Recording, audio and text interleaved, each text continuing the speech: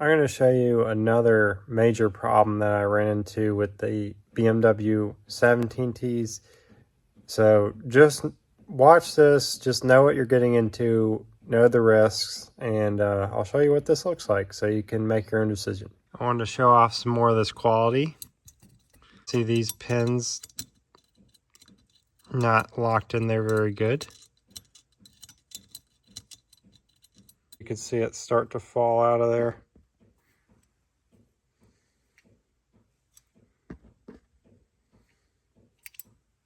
Out there, so it's not actually pulling the bearing housing in like it's supposed to. See how much play is here, and because of that play, instead of the two edges of the clamp grabbing the bevels and squeezing it together, all this is doing when tightened down is touching the top surface here. So the issue with that, and I think that's the reason why the heat shield was touching to begin with, was because this bearing housing, when this clamp is tightened, is not fastened down to hold up against the turbine housing. What's happening is the clamp is simply just hugging the top surfaces here. Bearing housing can actually still move is the issue. Take the clamp, cut it on the bearing housing side, and then compress it down that maybe I can get it to tighten up properly.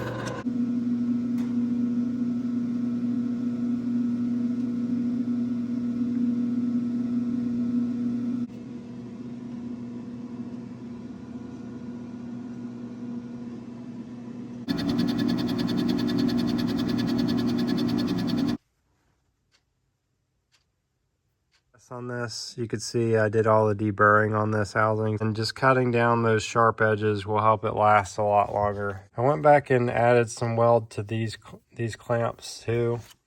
One of them I didn't really feel that confident about it, so I just wanted to weld it back up, and cleaned up all that wastegate area, so that looks a lot better. Yeah, that's what that looks like after I did all my port work. So that looks dramatically better after I went through and cleaned that up. And inside the wastegate port, there's extra metal hanging off in there from the casting that was never cleaned out. Back in this, on this edge, and everywhere there was a sharp edge, I went over it. I also welded up the flaps. Those won't fall off. Yeah, I can see it.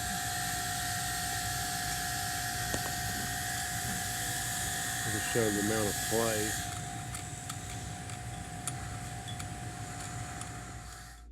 I had to machine the original heat shield because the thickness is thicker on the original heat shield, which has to match the machine work for the turbine housing to turbine wheel clearance. The original TD03 heat shield fits a lot better, but I can't use it because it's not as thick, which means that the turbine wheel will be closer to the turbine housing. The alignment pin for the thrust bearing on this turbo is set up like a TD03, while the other models listed online are set up like TD04s that will take a normal TD04 thrust bearing. Because the pin is on the opposite side like a TD03 bearing, I had to drill the TD04 bearing for the pin to fit.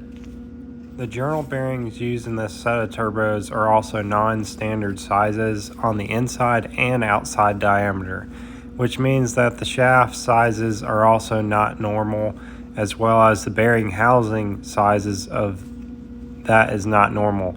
So if you ever do need journal bearings for this, you'll have to have those custom made, or you'll have to just buy another set of turbos. The collar and spacer also did need to be upgraded, so I did upgrade those. That will help the turbos be able to run higher boost. Working on this set of turbos is not a good use of my time, so I suggest against sending a set of turbos like this to me to work on.